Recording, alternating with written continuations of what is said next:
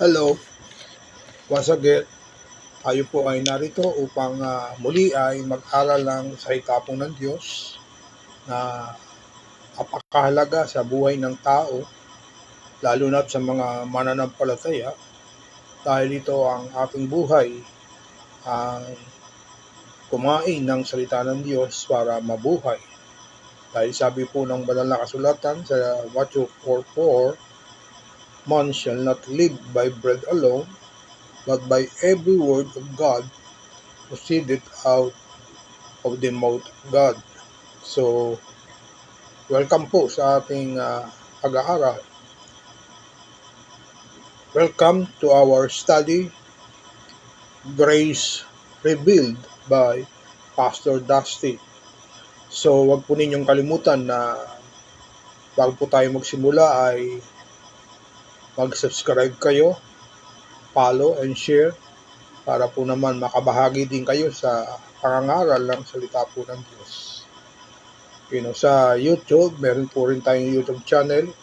Itatype din po ninyo yung abbreviation ng Pastor, PTR, capital DHUSTY, Pastor Dusty. So lalabas na po lahat yung ating katuruan at magagamit po ninyo ang mga katuruan na yan sa inyong kalaguang espiritual sapagkat yan po ay mga katuruan, doctrinal po yan, teaching po yan, hindi yan po sermon. So malaking bagay po yan para sa mga estudyante ng banal na kasulatan. So atin po ngayong naaarali yung Romans chapter 8. Yung kabuuan ng Romans chapter 8, ano ba ang sinasabi dito? Ano ba ang sinasabi rito? So bago po yan tayo po ay manalangin. Amang banal, salamat po sa iyo o Diyos sa hapon na ito na muli kami ay malayang makapag-aaral ng iyong salita at bigyan na kami ng unawa sa mga araling ito. Buksan ang aming isipan at puso upang makuha namin ang nilalaman ng iyong kalooban para tupad naman kami sa mga naisim po ninyong ganapin sa aming mga buhay. Masalamat po sa hapong ito ng pag-aaral ng iyong salita na kami ay madadagdagan ng pananampalataya at karunungan at malalim na pagkakilala sa iyo. Aming Ama, nagpupuri kami at sumasamba ang aming kaluluwa sa iyo sa ngalan po ng aming Panginoong Jesucristo. Amen. So, God bless po. Atin pong aaralin ang Romans chapter 8 na gaya ng aking sinabi. Ang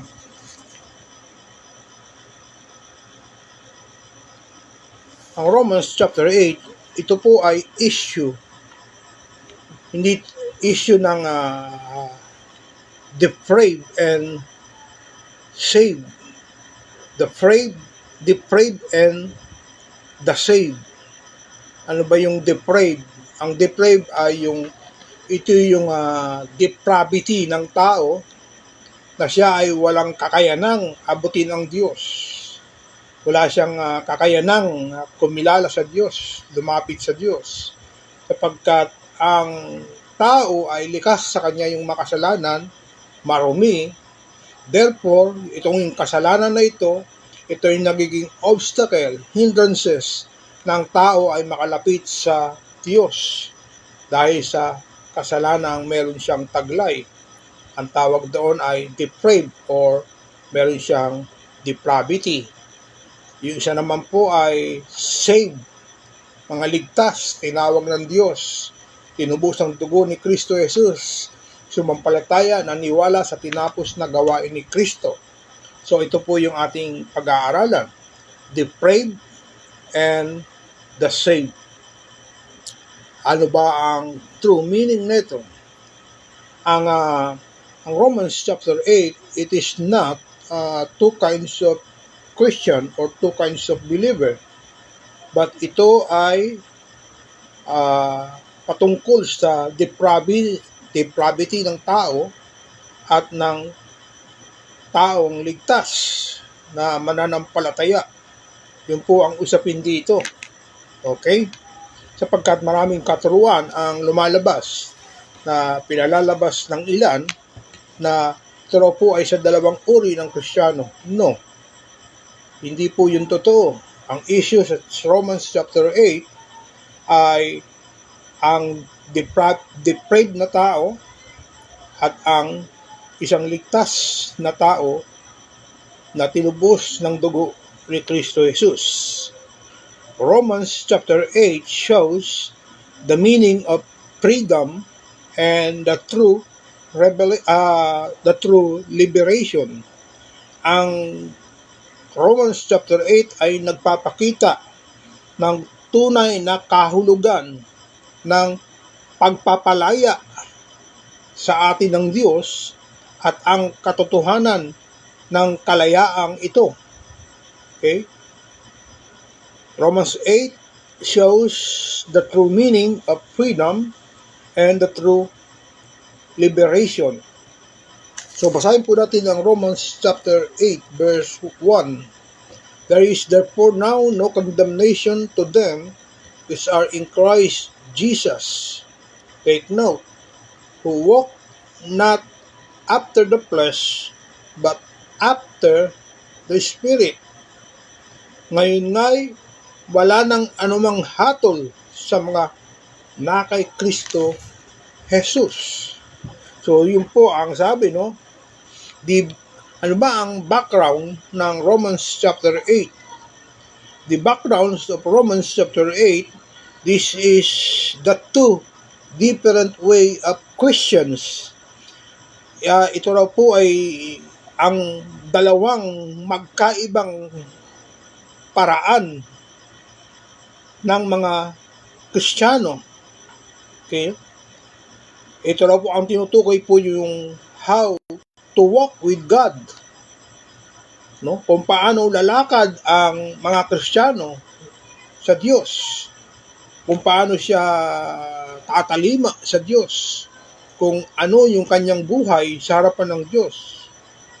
Yan po ang unang background ng Romans chapter 8.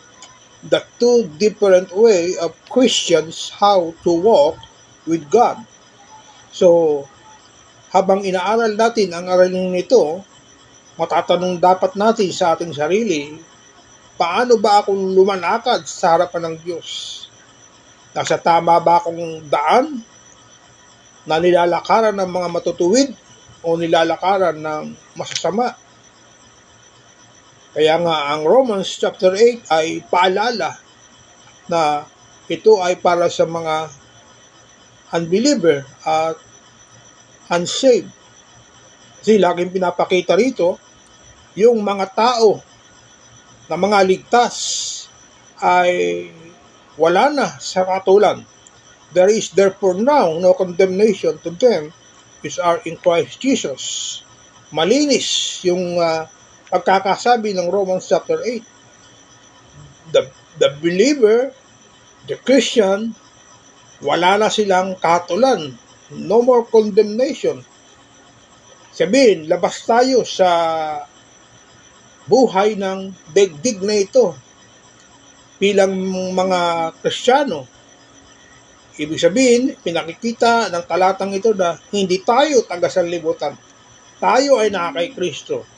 Tayo po ay passerby lamang sa daigdig na ito. And someday, kukunin tayo ni Kristo at dadalhin tayo sa kanyang paroroonan. Sabi po ng John 14 verse 1 to 4, no?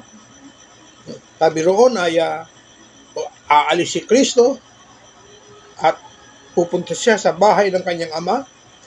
At sa bahay ng kanyang ama ay maraming rooms, mga silid. Sa ibang salin ay mansion. Sabi ni Kristo, iaayos niya yung ating tirahan. And then, babalik siya at kukunin tayo. Therefore, yun talaga ang goal ni Kristo, ng Diyos. Ang mananampalataya ay kukunin niya sa kanyang muling pagbabalik. Pangalawa, sa background ng Romans chapter 8, the two different way how to set their mind on the things of God. dalawang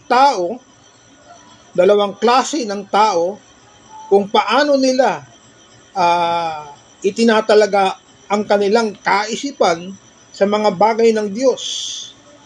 At ang sanlibutan ay ang kanilang kaisipan ay itinatalaga nila sa mga bagay ng sanlibutan. Pero tayo na mga mananampalataya ay itinatalaga natin ang ating kaisipan sa mga bagay ng Diyos sapagkat hindi tayo taga-sanlibutan. Yan po yan. Samantala, ang mga unbeliever, ang mga hindi ligtas, ang mga depraved, ang kanilang kaisipan ay nakatalaga sa mga bagay ng sanlibutan dahil ito ang kanilang lugar. Ito ang kanilang tahanan, taga rito sila. Pero ang mga Kristiyano, we are the passerby only in this world. This world is not for us. Hindi ito ang ating tahanan. The reality of our kalalagayan ay ang buhay natin ay panglangit. Yun po yan. Kaya po si Kristo ay namatay para sa atin at tinubos niya yung ating kasalanan. Pangatlo, sa background ng Romans chapter 8, the two different way how to set their mind as a believer. Kanina po, no, ang things on God, no, ang dalawang pagkakaiba ng kaparaanan kung paano italaga ang kanilang kaisipan sa mga mananampalataya. Kasi mayroon pong mananampalataya na hindi pa rin nauunawaan ang tunay na kaligtasan na kanyang tinanggap. Meron pa rin siyang pagdududa kung siya ba ay ligtas o hindi.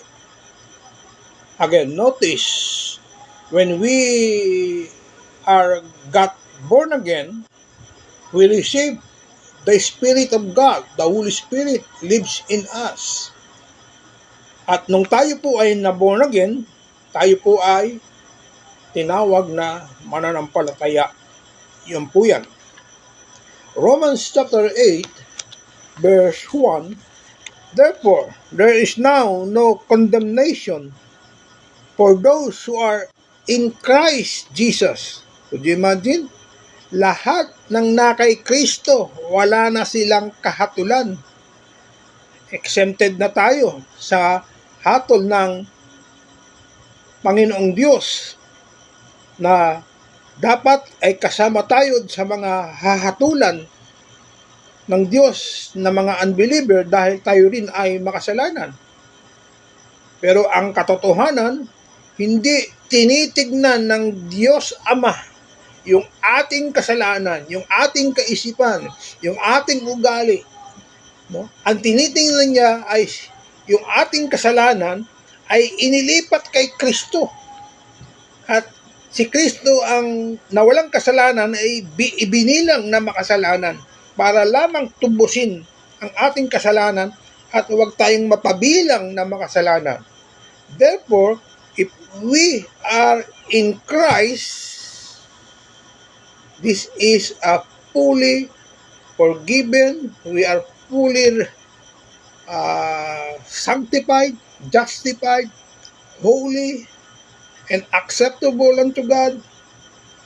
So nagkaroon tayo ng fully na pagliligtas, kabuuang pagliligtas. Kung titingnan mo, ang iyong sarili ay marumi ka talaga at makasalanan at paminsan-minsan ay nakakagawa ka ng kasalanan. At minsan, madalas pa nga. Pero kung titingnan mo ang iyong sarili, kung tao ang titingin sa atin, maging ang iyong sarili, ay masasabi mo na hindi siya maliligtas dahil siya nakakagawa ng kasalanan. Take note, if we are in Christ, we are a new creature. Tayo raw po ay bagong nilalang, bagong likha. Okay? Kaya sa harapan ng Diyos, wala tayong kasalanan. Banal ang tingin sa atin ng Diyos dahil kay Kristo. Dahil yung ating kasalanan ay nasamang naipako doon sa katawan ng ating Panginoong Jesucristo. Instead na tayo. Okay? Kaya nga, kung For without the shedding of the blood, there is no remission of sin. So, napakalinaw po yan. Ulitin ko po, no? Therefore, there is now no condemnation for those who are in Christ Jesus. Jesus purchased our freedom. The condition is what? Be in Christ Jesus. That's the only condition. Yan ang nag-iisang hinihingi ng araling ito, na ang condition lamang ay pumaroon tayo kay Kristo. And if we are in Christ, malinaw po yan. No? Here, there is no condition, no condemnation.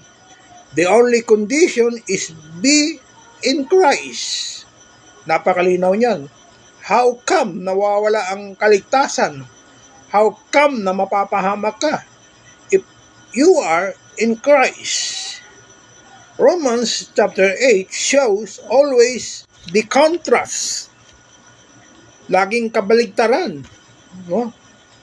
Those who are depraved and those who are saved. Doon sa mga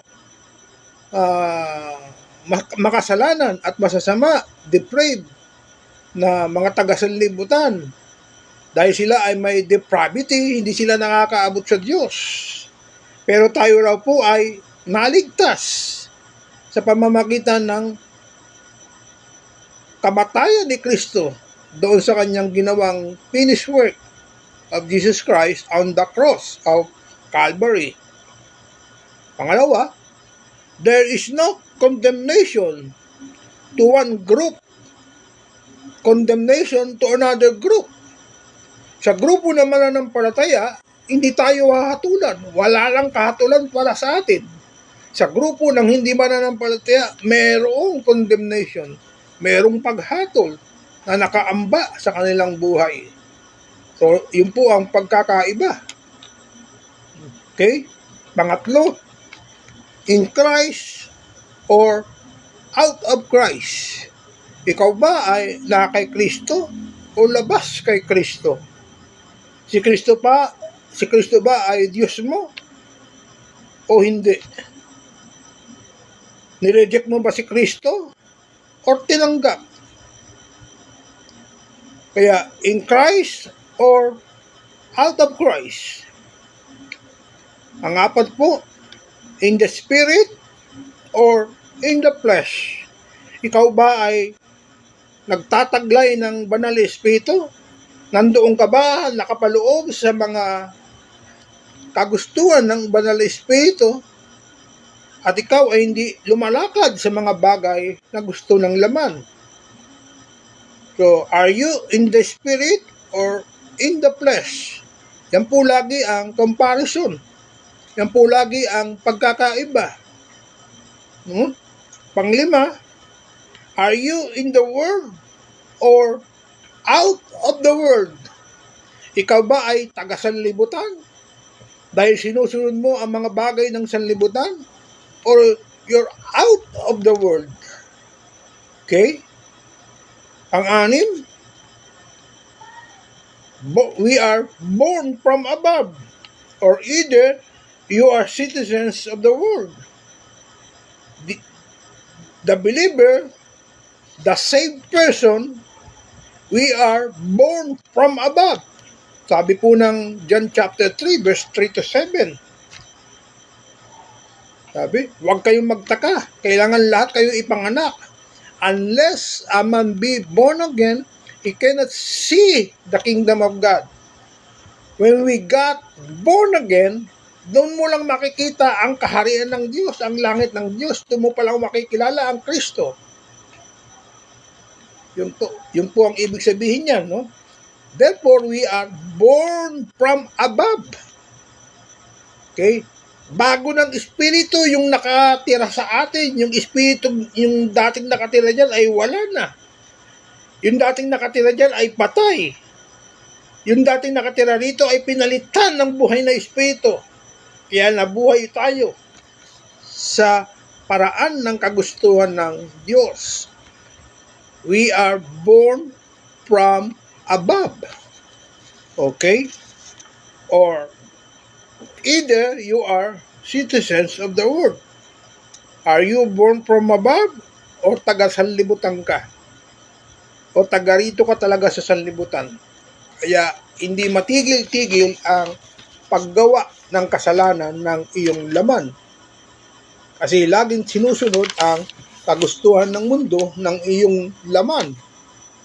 So, the question, ang tanong dyan ay, ikaw ba ay born from above or citizens ka ng sandaigdigan na ito? Okay. So, maganda yung ating aralin. No? Romans chapter 8, it's not different Christian. It is contrast with depraved. Be in contrast with the saved. Ang Romans chapter 8, hindi raw po ito ay dalawang magkaibang Kristiyano. Ito raw po ay pagkontra sa mga depraved, the unbeliever. Dahil ang pagiging Kristiyano ay laging sabihin na contrast, kabaliktaran sa mga ginagawa ng hindi ligtas. No? Yan po yan. The born again Christian contrast with the saved. No? Laging ang mga Kristiyano na mga ligtas ay lagi siyang kakaiba o hindi siya gumagawa ng mga bagay ng sanlibutan. Laging kabaligtaran ang ginagawa ng mga mananampalataya. Okay, balik tayo sa ating basahin ng Romans chapter 8. Okay. Ito po ang sabi. For the law of the Spirit of life in Christ Jesus hath made me free from the law of sin and death. Sapagkat ang kautusan ng Espiritu ng buhay na kay Kristo Jesus, at pinalaya ako sa kautusan ng kasalanan at ng kamatayan. Yung mga believer, malaya na siya sa kanyang kasalanan. At hindi lang siya pinalaya sa kanyang kasalanan, hindi na siya mamamatay ng dahil sa kasalanan. Kaya kapag tayo ay na kay Kristo, if we are in Christ, you are alive. Buhay ka kay Kristo. Okay? Hindi ka na dadaigin ng kasalanan. Kaya ang mga Kristiyano, bagamat nahuhulog siya sa kasalanan, hindi siya nagagapi ng kasalanan sapagkat hindi siya nagpapatuloy sa kasalanan. Okay? Napakalinaw po yan. Ulitin po natin. Because for the law of the Spirit of life in Christ Jesus hath made me free from the law of sin and death.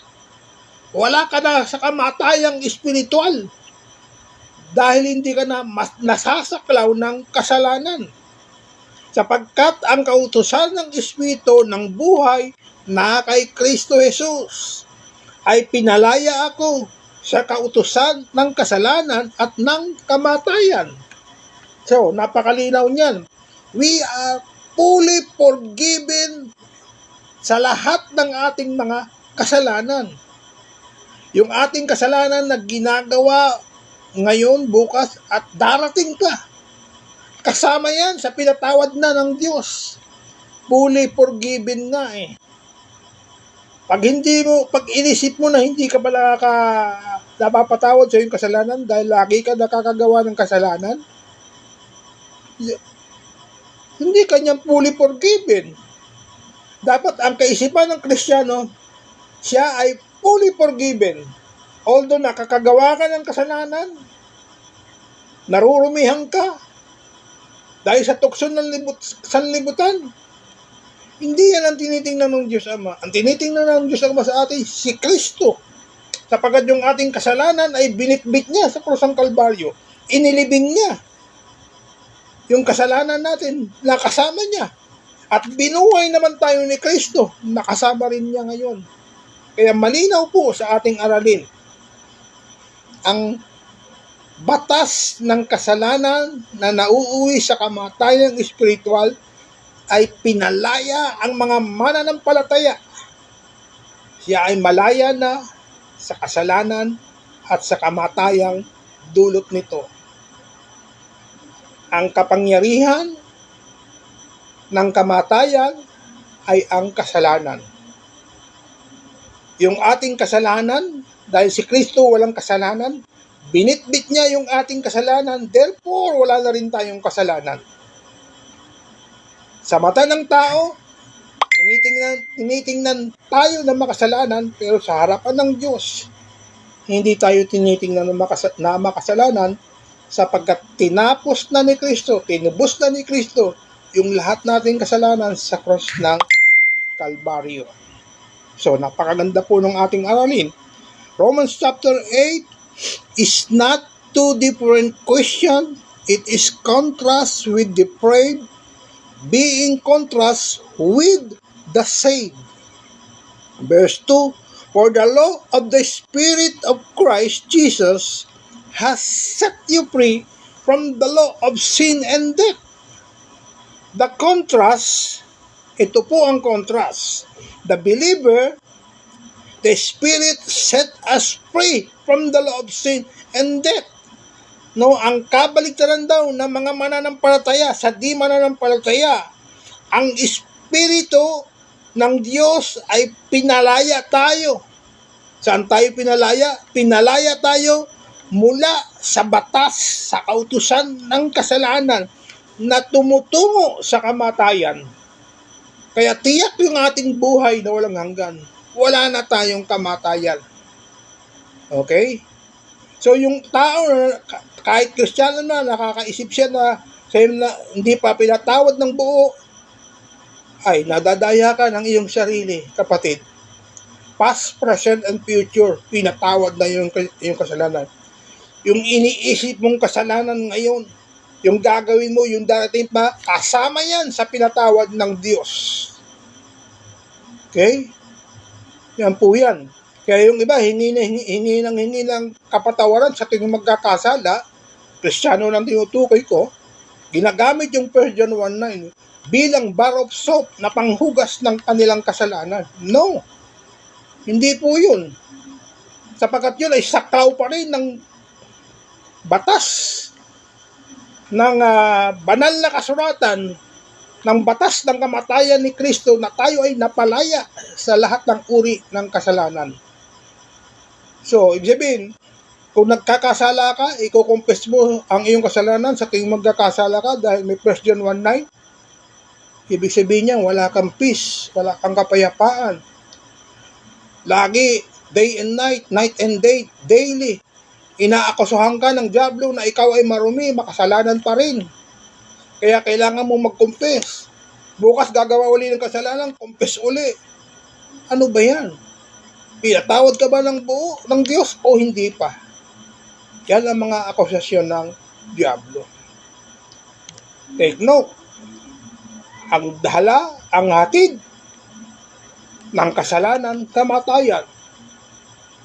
Malinaw po yan. Okay? Tuloy po natin. No? The contrast, the believers, the Spirit set us free from the law of sin and death. Sin deserved death. This the law of gravity. Romans 6:23. For the wages of sin is death. We sin. How many? Many times. Therefore, we deserve death. If we confess our sins, sins deserve death. But God's Spirit comes. At ito ay nanahan sa atin. Dumating ang banal na Espiritu, nanahan sa ating mga mananampalataya. You know? But the Spirit of God comes at ito'y nanahan sa atin. 1 Corinthians chapter 6 verse 19 and 20. Tayo ay binili ng dugo ni Kristo. Tayo ay ginawang templo ng banal na Espiritu. Yung banal na Espiritu nanahan sa atin. Ang tawag sa ibang translation ay, we are the house of the Holy Spirit. So dumating yun. At ito'y nanahan sa atin. Therefore, the Spirit frees us from the sins deserved to death. Yan. Ang trabaho ng Banal na Espiritu, kaya sinanahan sa atin upang tayo makalaya at palayain niya mula sa mga kasalanang deserved para sa kamatayan. Kaya ang mga Kristiyano, hindi na siya saklaw ng kamatayan ng kasalanan. Kasi what more we have Jesus, what more we have Bible, and yet hindi tayo tiyak ng ating kaligtasan. So malinaw po yan.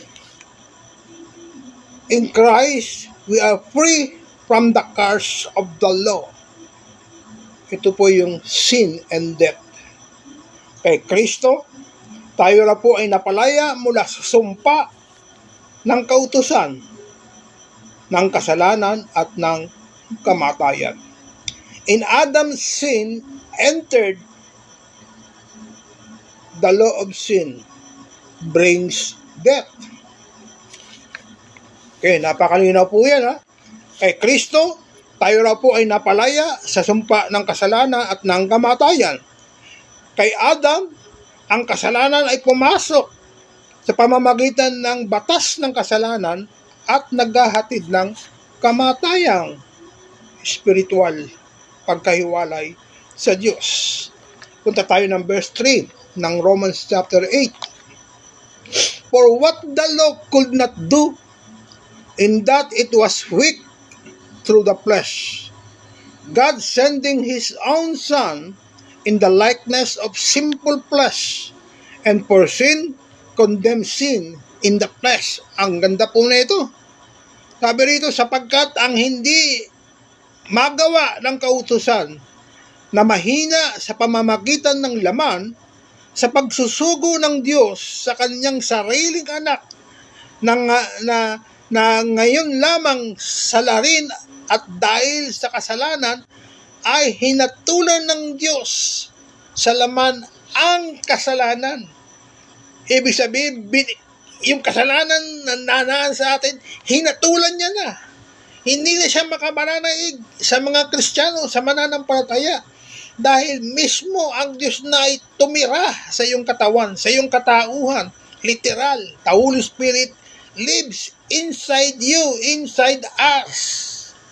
And He said, He never leave us nor forsake us, even unto the end of this world. Okay? Yung even unto the end of this world, hindi po ito yung katapusan ng mundo ang tinutukoy. Ito ay, ang tinutukoy dito, hanggang sa iyong kamatayang pisikal at sa pagkabuhay na magmuli ni Kristo Jesus, hindi kanya iiwanan para siguraduhin na ikaw ay maligtas. Yun ang sinasabi ng banal na kasulatan na ating binasa. Okay? Verse 3, the book of Hebrews says, the law, the old covenant is weak and useless. It's not perfect. Hindi pwedeng magbigay ng buhay.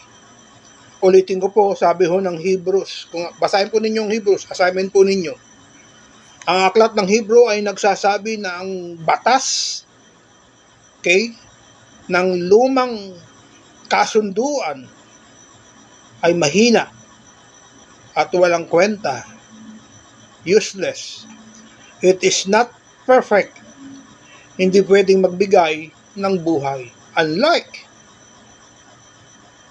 ang Kristo ay nagbigay ng buhay. Ang katiyakan, pinadala niya ang Banal na Espiritu para manahan sa atin, mga mananampalataya. Okay? So, napakaganda po ng ating aralin. Mahaba-haba po ito. No? Ihanda lang po ninyo ang inyong isip pagkat kayo rin naman po ay makikinabang at lalago sa pananampalataya. Verse 4 ng Romans chapter 8. Sabi po rito, that the righteousness of the law might be fulfilled in us, who walk not after the flesh, but after the Spirit. Upang ang kahilingan ng kautusan ay matupad sa atin, na hindi nagsisilakad ayon sa laman, kundi sa Espiritu.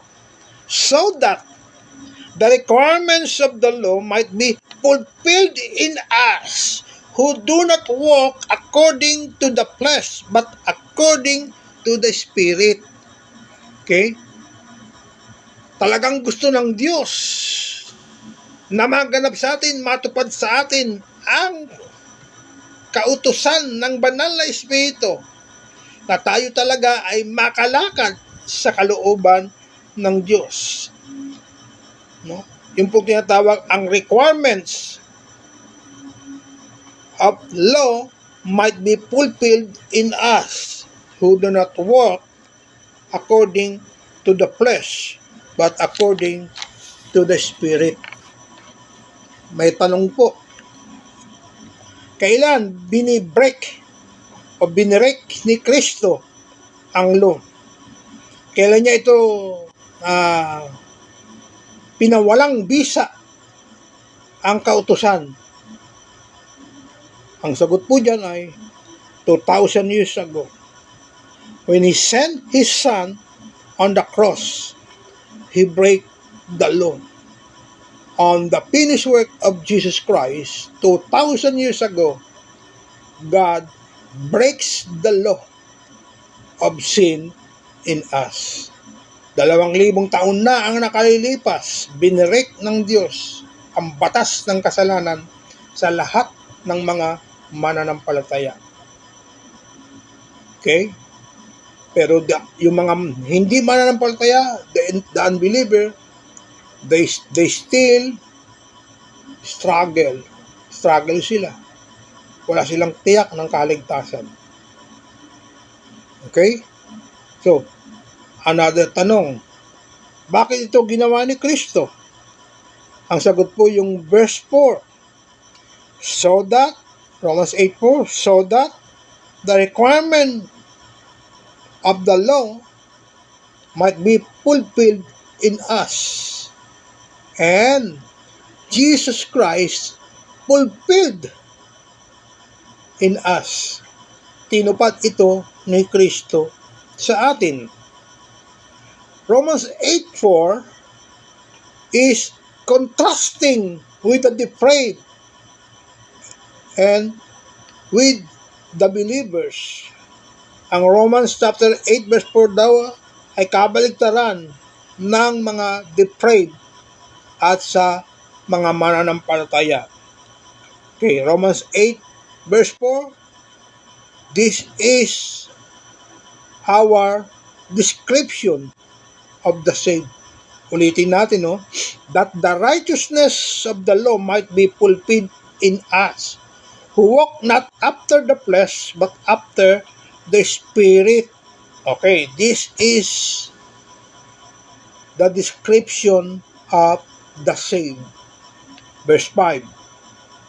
Romans 8:5. Verse 5 na tayo. Okay. For they that are after the flesh do mind the things of the flesh, but they that are after the Spirit, the things of the Spirit. Sapagkat ang mga ayon sa laman ay nagsisitalima sa mga bagay ng laman. Datapwat ang mga ayon sa Espiritu ay sa mga bagay ng Espiritu. Okay?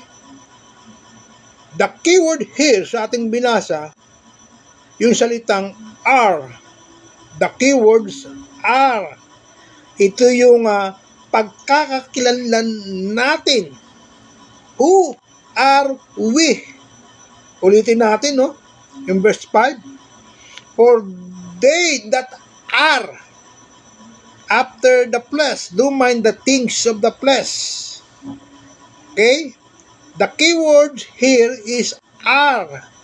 Ito yung pagkakakilanlan natin, who we are. Okay, notice, it is not about our worth. It is not about our mind. It is about our life, who is the source of life. Jesus Christ. No? Hindi raw ito tungkol sa ating mga nagawa, kundi hindi raw ito tungkol sa ating mga kaisipan. Hindi raw ito raw po ay patungkol sa ating buhay, na ang buhay ay na kay Kristo, na siya ang pinanggagalingan, ang Kristo mismo. Okay, yun po yan. Napakalinaw po. The word are, yung salitang are, this is those who are in Christ, those who have new identity, those who are born from above, those who are saved. Galatians chapter 2 verse 20, we are crucified in Christ. Romans chapter 6 verse 6, our old nature crucified in Christ. Colossians chapter 2, we died in Christ Jesus, died to set us free from sin. Ang ganda po niyan. Romans chapter 8 verse 5 shows the contrast of the believer who live in the spirit and who live under the flesh. Yun po ang pinapakita. No? Ang verse 5 daw po ay nagpapakita ng kabaligtaran ng mga mananampalataya buhay sa banal na espiritu ng Diyos at namumuhay ng mga unbeliever sa mga bagay ng laman. Kaya sila nakakapamuhay ng mga bagay ng laman dahil sila ay taga-sanlibutan. At ang mga bagay ng laman na sinusunod ng kanilang mga laman ay naroon sa sanlibutan. Okay? Yan po yan. Napakalinaw po yan. Pasok tayo ng verse 6. For to be carnally minded is death, but to be spiritually minded is life and peace. Sapagkat ang kaisipan ng laman ay kamatayan, tatapwat ang kaisipan ng espiritu ay buhay at kapayapaan. It is, ito raw po yung Romans 8:6, the mind set on the flesh is death, but the mind set on the spirit is life and peace. Yung kaisipan daw na inilalagay niya ang kanyang kaisipan sa mga bagay ng laman ay nauuwi sa kamatayan. Ngunit ang kaisipan na naglalagak ng kanyang buhay sa Espiritu ng Diyos ay may buhay at kapayapaan. So, kaya kung tayo po ay napatawad na sa kabuuan ng lahat ng ating kasalanan, we are fully forgiven, meron tayong peace at kapayapaan sa buhay. Hindi tayo mag-aagam-agam na kapag tayo nakagawa ng kasalanan ay mapapahamak tayo. No. Okay? Yan po yan. Question again. It is possible that the Christian ay nag-iisip ng mga bagay ng laman or fleshly thoughts? Ginagawa ba ito ng Kristiyano? Yes, absolutely yes. But in context, Paul said, he is talking the saved and the depraved. No? Yan po si Pablo. Ulitin ko po, no? It is possible that the Christian ay nag-iisip ng mga bagay ng laman or fleshly thoughts? Yes, absolutely. Nakakagawa ng kasalanan ang mga Kristiyano at nakakaisip ng mga bagay ng sanlibutan. But in context, Paul said, he is talking the saved and the depraved. If you are not in the Spirit, if you are not living in the Spirit, if you are in the flesh, and if you set your mind in the flesh, you are experiencing nothing but spiritual death. Okay, napakalinaw po niyan. Napakaganda po niyan, no, mga kapatid. So, again, pasok tayo uli sa tanong. Namamatay ba ang Kristiyano spiritually? Separation from God? Ang sagot po, no. Malaking big no. Those who are in Christ has eternal life. Eternal nga, paano mamamatay? The word eternal, habang buhay. Walang kawakasan. There is no end. Kaya nga eternal eh. So paano mawawala ang kaligtasan kung ito ay eternal? Kaya yung mga nagtuturo na nawawala ang kaligtasan, hindi yan nag-iisip, hindi yan nag-aaral. Sariling kaisipan ang ibinabanat sa pagtuturo. Kaya kawawa naman yung natuturuan. Kahabag-habag, napapahamak tuloy. Okay? Balik tayo sa tanong, namamatay ba ang Kristiyano spiritually? Separation from God? Ang sagot ay malaking no. Those who are in Christ has eternal life. We have spiritual life. Sabi po ng verse 6, no? Nating binabasa sa Romans. It is not for believer, but for the unbeliever. Because they constantly set their mind in the things of the flesh. No? Kaya ito para sa kanila. Hindi ito para sa mananampalataya. Dahil yung mga makalaman ay laging siniset nila yung kanilang kaisipan sa mga bagay ng laman sapagkat taga rito sila, taga mundo sila. Ang magpo-provide lamang para mapunan yung pangangailangan ng laman nila ay matatagpuan sa mga bagay na nasa daigdig na nagdudulot ng pagkahilig sa laman. So yun po yan. Kaya ang Kristiyano ba nagpapatuloy sa kasalanan? Hindi. If you are in Christ, you always experience life in Jesus. You have peace and life.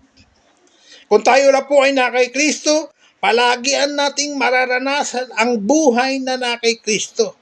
Dahil ikaw ay mayroong kapayapaan at buhay na na kay Kristo. Colossians said, set your mind on things above, not things on earth. Okay, yan po yan. Balikan natin ang Romans chapter 8 verse 7. Because the carnal mind is enmity against God, for it is not subject to the law of God, neither indeed can be. Sapagkat ang kaisipan ng laman ay pakikipaggalit laban sa Diyos, sapagkat hindi napapasaklaw sa kautusan ng Diyos, ni hindi nga maaari. Okay. Wala pong carnal Christian, kundi ang tawag po rito ay depraved, kay na tao. Kasi pag carnal, ang ibig sabihin niyan, Christian pa rin pero carnal. Wala akong ganun. Ang issue sa Romans chapter 8 ay depraved and the saved. Because the carnal mind, hindi naman sinasabi pong Christian, o believer, o na kay Kristo. Because the carnal mind is enmity against God, for it is not subject to the law of God, neither indeed can be. So, hindi siya pwede magpasaw. Ibig sabihin, unbeliever ito. Verse 11, because the mind set on the flesh is hostile toward God. This also is not for believer, because the believer always think to please God, because we are believer. Because it is impossible to please God without faith. No? Yan po yan. Our faith is in Christ. Yung ating raw pong pananampalataya ay na kay Kristo. Kaya binigyan tayo ng pananampalataya ng Diyos. So dapat tayong tumayo sa ating pananampalataya sapagkat ito ay bigay ng Diyos sa atin. Jude chapter 1 verse 3. Ipaglaban ninyo, ibig sabihin tumayo kayo sa pananampalataya na minsan lang ipinagkaloob sa inyo ng Diyos. Tayuan natin ang pananampalatayang ito na tayo ay hindi taga-sanlibutan. Tayo ay taga-langit. Because it is impossible to please God without faith. Our faith is in Christ. Notice, by nature, the believers hindi niya kinakalaban ang Diyos because He has a renewed mind. Okay, malinaw po yan. Siya raw po ay merong new heart. He has the mind of Christ. Our body, will, emotion, soul, spirit, nothing can separate us from the love of God. Kahit yung iyong sarili, kahit yung iyong will, kahit yung iyong emotion, kahit ang iyong kaluluwa, hindi yan makapaghihiwalay sa atin sa pagmamahal ng Diyos kay Kristo Jesus. Kahit yung damdamin mo, yung feelings mo, hindi yan kayang ihiwalay. Kaya hindi tayo kayang ihiwalay niyan kay Kristo. No one can separate us from the love of God. Yan po yan. Okay? Once you are in Christ, pag-aari ka na ni Kristo. Ikaw nga, tayo nga tao, kapag tayo may pag-aari na ating gamit, iniingat-ingatan natin ito. At ito ay nakapangalan sa iyo, nasa iyo ito, pag-aari mo ito. Ayaw mo itong mawala. How much more ang Diyos? Kaya tayo, if we are in Christ, malabo na mawala. Kahit nga raw yung iyong sarili, ay hindi mo kayang ihiwalay ang iyong sarili sa pagmamahal ng Diyos. Dahil ang tao po ay emosyonal, yung kanyang damdamin ay hindi pwedeng pagkatiwalaan. Okay? Kaya nga binigyan tayo ng bagong puso, sabi ng Ezekiel 36:26. Binigyan tayo ng bagong puso. Take note ha, I repeat, lagi ko itong sinasabi. Hindi nilinis yung ating puso. Ang ating puso ay pinalitan ng buong buo. Sabi ko lang Ezekiel 36:26. Yung ating pusong bato na masuwayin, hindi marunong sumunod sa Diyos, ay pinalitan ng pusong laman na makasusunod sa Diyos. Okay? Kaya yung ating sarili, hindi mo kayang ihiwalay yan sa Diyos. Pag-aari na yan ng Diyos.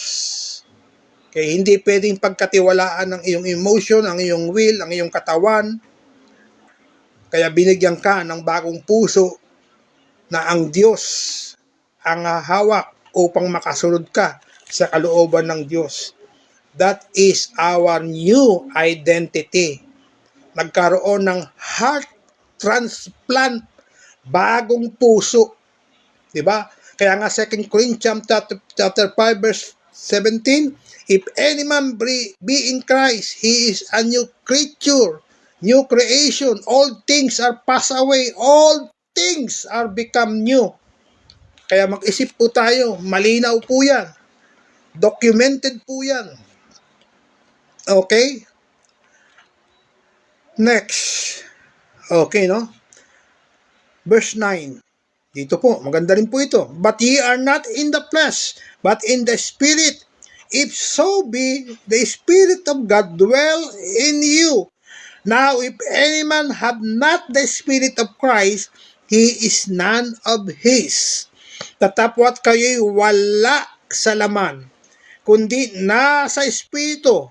Kung gayo'y tumitira sa inyo ang Espiritu ng Diyos. Datapwat kung ang sino may walang Espiritu ni Kristo, siya ay hindi sa Kanya. Napakalinaw po niyan. Verse 9, however, you are not in the flesh, but in the Spirit. We are not talking about two different Christians. Gaya lang sinabi ko kanina, no? Hindi. Ito ay depraved and the saved. Patungkol sa hindi ligtas at sa ligtas. Hindi siya two different Christian. Magkaiba po yun. We are not talking about dedicated and faithful Christian. The good Christian and the bad Christian. We're not talking about spiritual Christian or carnal Christians. We are talking about two different types of people. Spiritually speaking, as you as a believer, you are not in the flesh, but in the spirit. If the spirit of God dwells in you, you are the believer because you have the Holy Spirit. So, napakalinaw po niyan. Okay. The unbeliever has not the Holy Spirit, therefore, they are not born of God. Ang mga hindi mananampalataya, wala silang banal na espiritu.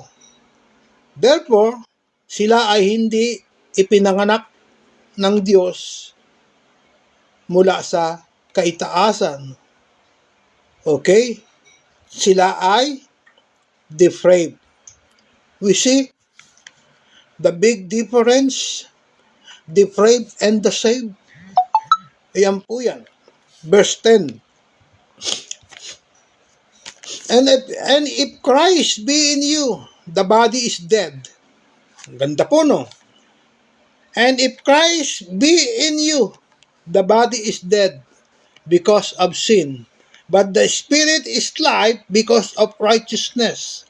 At kung si Kristo ay nasa inyo, ang katawan ay patay dahil sa kasalanan, dapat ang espiritu ay buhay dahil sa katiwiran. So, napakaganda po nito. If Christ is in you, though the body is dead because of sin, yet the spirit is alive because of righteousness. The Spirit of God, anong sabi? He putted to us His righteousness. Inilagay sa atin yung pagiging matuwid. Hindi tayo naging matuwid dahil tayo ay matuwid sa kagustuhan natin. Ang ating mga pagiging matuwid ay bigay ng Diyos. No? God imparted the righteousness to us. He imparted the Holy Spirit. That's why, in the sight of God, we are righteous, holy, blameless, fully forgiven, justified, sanctified, chosen by God, redeemed by the blood of the Lamb. No? Receive the eternal life. Yan po yung ating kalalagayan. Notice po, ang mga Gnosticism po, yung Gnostic belief, hindi sila naniniwala na ang katawan ng tao ay banal. Ang kanilang paniniwala ng mga Gnostic sa katawan ng tao, evil, masama daw. Anong sabi ng Biblia? Sabi ni Paul? Paul said, our body is holy, pleasing to God, acceptable to Him. Sabi yan ni Pablo. Ano bang sabi ng Romans chapter 1 verse 2? I beseech you therefore, brethren, by the mercy of God, present your body as a living sacrifice, holy and acceptable unto God, which is your reasonable service. So, banal ito, katawan ito. Pero sabi ng Gnostic, ang katawan daw ng tao, evil. Mali sila. Sabi ng Biblia, sabi ni Pablo, yung banal na espiritu na nasa atin, therefore, tayo ay banal na templo ng banal na espiritu. Paul said, our body is holy, pleasing to God, acceptable to God, acceptable to Him. Yun po yung ating katawan tao, banal sa harapan ng Diyos. Verse 11, but if the spirit of Him that raised up Jesus from the dead dwell in you. He that raised up Christ from the dead shall also quicken your mortal bodies by His Spirit that dwelleth in you. Ngunit kung ang Espiritu niyaong bumuhay na magmuli kay Jesus ay tumira sa inyo, notice, no? Tumira sa inyo, ay bumuhay na mag-uli kay Kristo Jesus sa mga patay, ay nagbibigay buhay naman sa inyong mga katawang may kamatayan sa pamamagitan ng kanyang Espiritu na tumira sa inyo, nanaan sa atin. So, paano ka naging patay sa pananampalataya?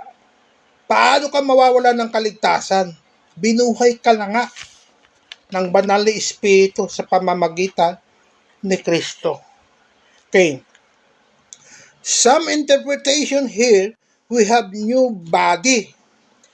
Okay, no? Ang tinutukoy dito ay yung our resurrection body. Okay, no? Kaya yung katawan, sabi ng Gnostic, evil daw. No, hindi. Maniniwala pa ako, yung unbeliever. Okay, pero yung unbeliever, yung ating katawan, the believer, hindi, banal siya sa harapan ng Diyos. Yun yung ating position. The staying of the Holy Spirit inside us. This is the stability of we are in Christ. This is the stability of being a child of God. We are surely have eternal life in Jesus Christ. Okay? Kaya if we are in Christ, malabo ka nang mawalay sa Diyos. Okay, sabi natin pinag-aralan kanina, maging yung sarili, maging yung will, maging yung motion, hindi mo kayang ihiwalay yan sa Diyos, sa pagmamahal ng Diyos kay Kristo. How much more ang Diyos? Hindi niya papayagang mawalay ka na sa Diyos o mawalay pa sa Diyos sapagkat napakamahal na pinambayad sa atin, sa iyo. Ano ang pinantubos sa iyo?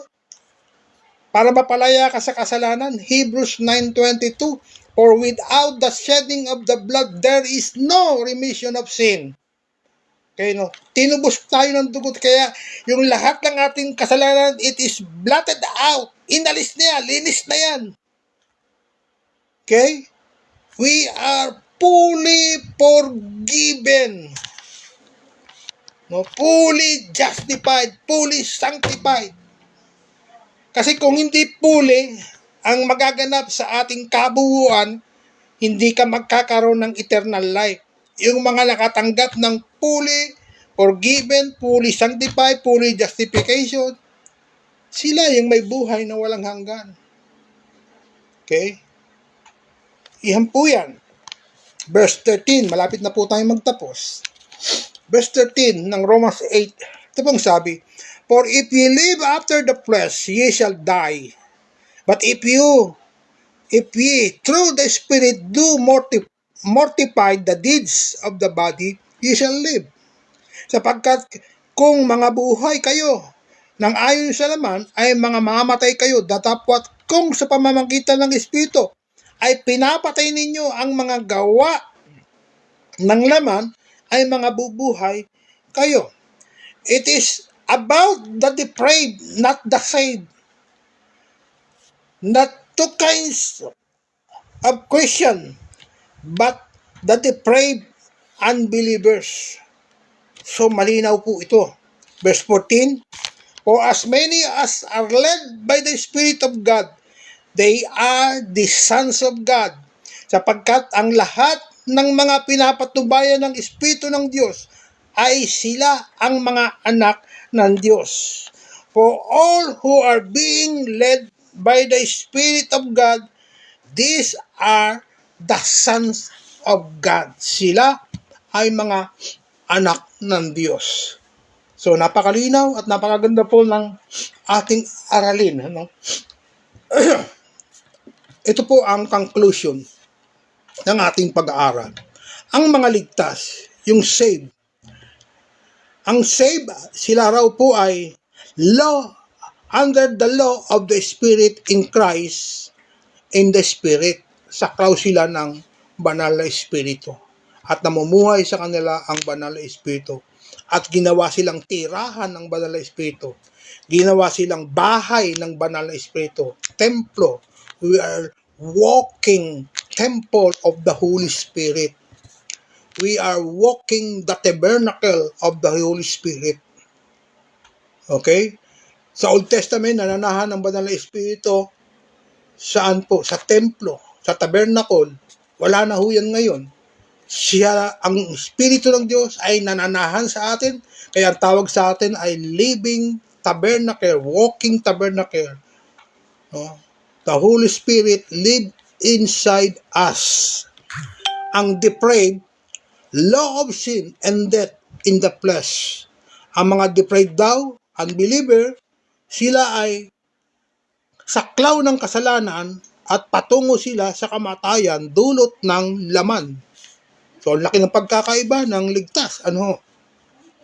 Ang mga ligtas are according to the Spirit set mind on the Spirit. Yun daw ang mga ligtas. Ang mga depraved are according to the flesh set their mind on the flesh. So, laking pagkakaiba, no? Ang mga depraved daw, mga unbeliever, sila ang nakaset yung kanilang kaisipan, nakatalaga yung kanilang kaisipan sa mga bagay ng laman. Samantalang tayo ay nakatalaga sa mga bagay ng Espiritu. Ang mga ligtas, saved, will live spirit of adoption. Tayo na po ay namumuhay sa espiritu ng pagkaampon ng Diyos sa atin. Okay? Samantala, ang mga depraved, di mananampalataya, must die spirit of slavery. Sila raw po ay mamamatay dahil sila ay alipin ng kanilang kasalanan. Okay, yan po yan. So, napakalinaw po.